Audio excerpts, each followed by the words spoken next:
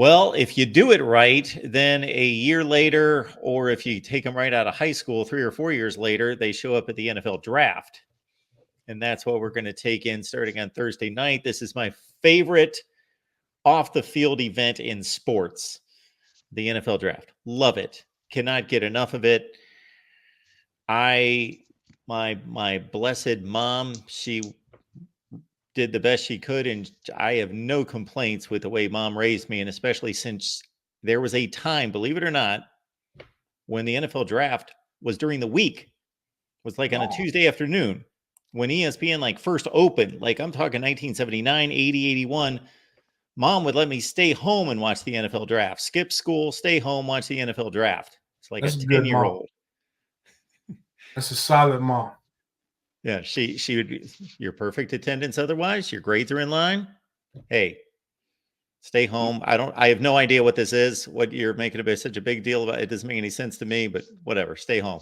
Your mom, my mom could have taken lessons from your mom. It sounds like me like begging to stay up for those Monday night Raws Oh, yes. before school the next That didn't morning every always once work. in a while. Well, it's like my bedtime was worked out. Like I had it worked out. Okay, you can stay up till 10 to watch Raw, but every once in a while, Stone Cold shows up with The Rock on a regular Monday night show, and it goes till 10:30.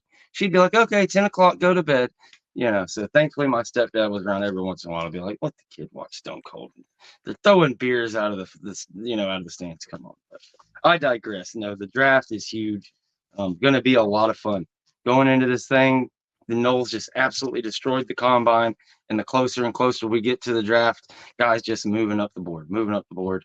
I think there's 7 guys that could possibly go, in the top 100 picks in the draft, according to like Power Football Focus and stuff like that. But you got Jared Verse, who's a consensus first round pick. Braden Fisk, who I was lucky enough to meet at the spring game this weekend, he's slowly but surely working his way in there.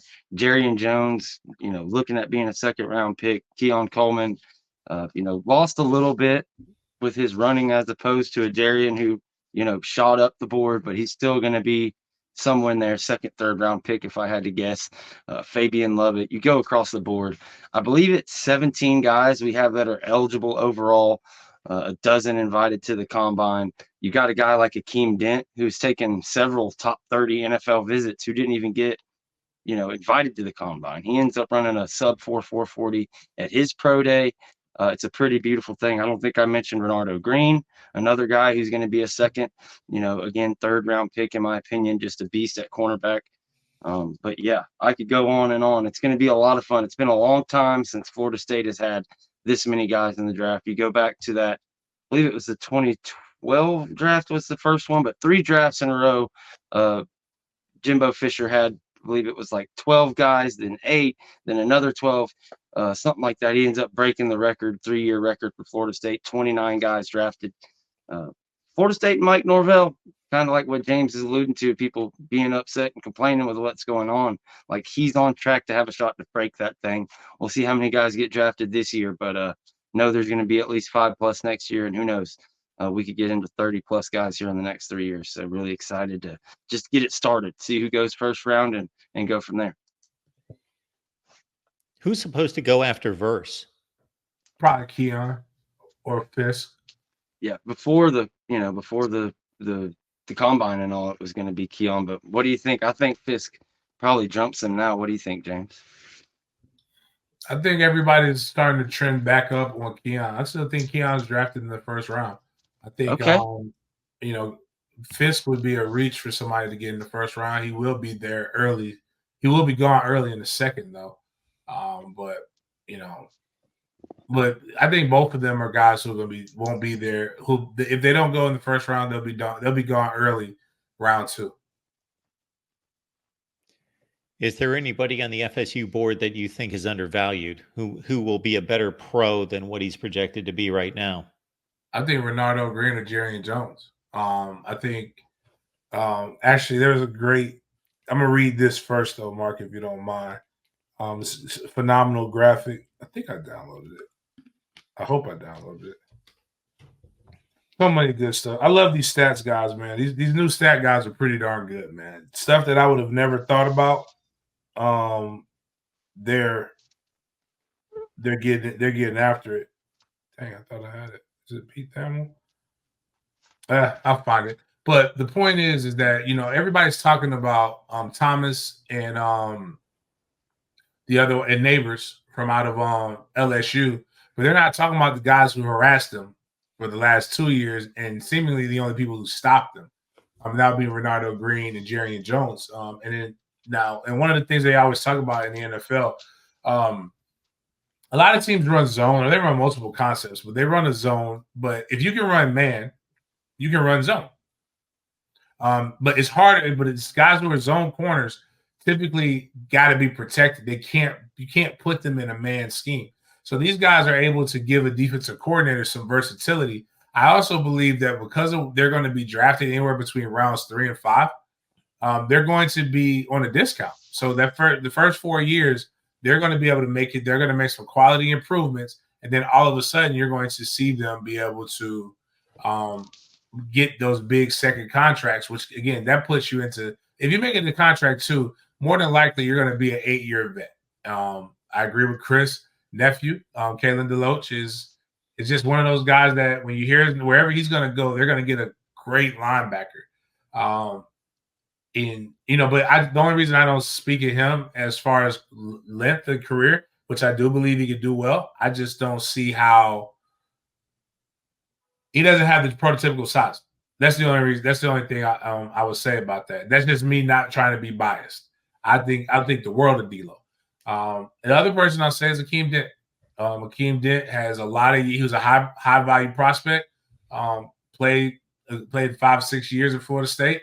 I don't remember if he got the COVID. I think he came in 2019, so he was with Tag. So he got that COVID year. I think that speed is going to be unparalleled. So those are the guys that I think are undervalued at this juncture right now. I mean, everybody else basically is really being spoken highly of. The guy that's going to surprise a lot of people, I don't know as a pro if he's going to surprise people. I think that he's just going to surprise people where he gets drafted. And that's going to be Jordan Travis. Jordan Travis is going to get drafted relatively high, consider how people talked about him and considering the injury that happened to him at the end of the season. But he's doing very good in his workouts right now. He's moving well. And he's had quite a few teams that are really haggling about where to draft him at. Because I think next year's draft class is not going to, at quarterback, isn't going to be as appealing as what people think. Yeah, without a doubt. Jordan Travis, man. Somebody is going to be very lucky to get him. I can't wait to see where he goes, but I think you're right. I think there's this idea that he's like a 5th round, 6th round guy, but I would be not be shocked at all to see him jump off there 2nd, 3rd round, something like that, and go somewhere and really have a great NFL career. And we're definitely pulling for him. As far as guys, maybe from a college perspective that are kind of undervalued and maybe people don't realize how good of an NFL career he could have, I would go Jaheim Bell there, just because tight end is just so impossible to kind of project. I think it's one of the hardest ones. Like what you do in college and high school has like little bearing on what you do in the NFL, just kind of that size and ability to make people miss and things like that. So really curious to see where Jaheim Bell does and where he fits in. I think he could have a really nice NFL career. And the only other guy I think we haven't mentioned is Trey Benson, who, as James alluded to, he's getting a ton of love. I think he's the top running back, on most people's boards going into the draft, which says a lot for him. Just not sure with the value on running back, how high he'll go. He's another one of these guys that you could see going in the 2nd round all day. Going to be really, really fun to see. But yeah, I think that's the main stuff I had on my mind there for that. That seemed to be the first thing we heard from anybody after Jaheim Bell transferred from South Carolina to Florida State. Well, he doesn't have NFL type production at South Carolina. Maybe they can unlock that at Florida State, but this guy looks like an NFL player coming off the bus. What the funny part about that is that, we have so many guys who are in the front office who are Seminoles. You don't realize that until you kind of get into the NFL coverage. But one guy told me that they don't even know why he transferred. Like, they're like, he's got a 3rd round grade now.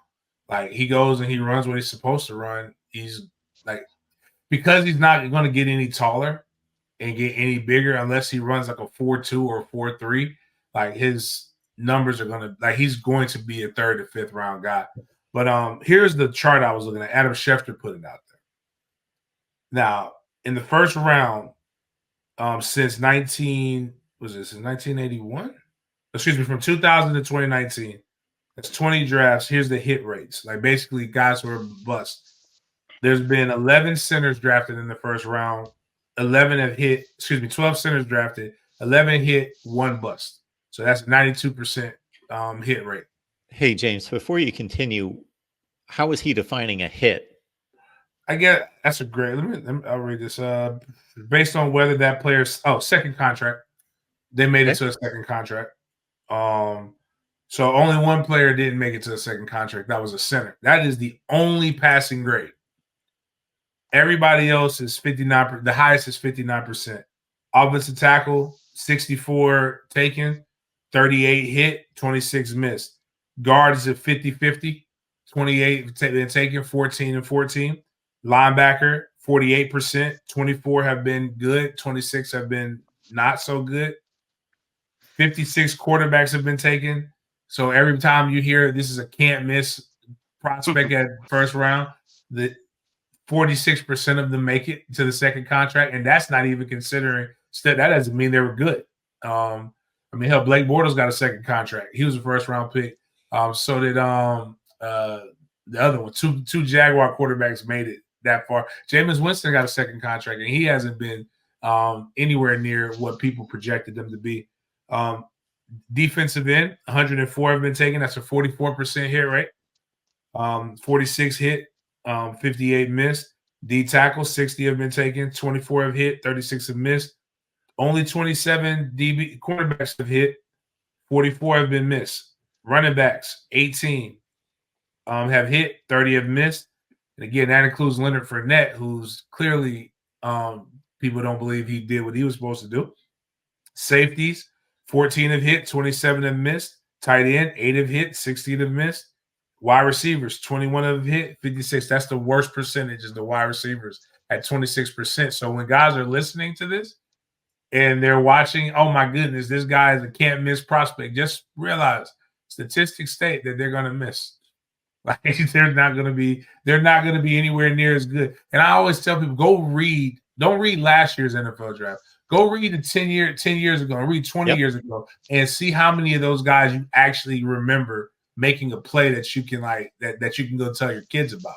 Like I read through one of the lists and I'm like, yo, I don't remember who that person was. And it's just kind of one of those things, man.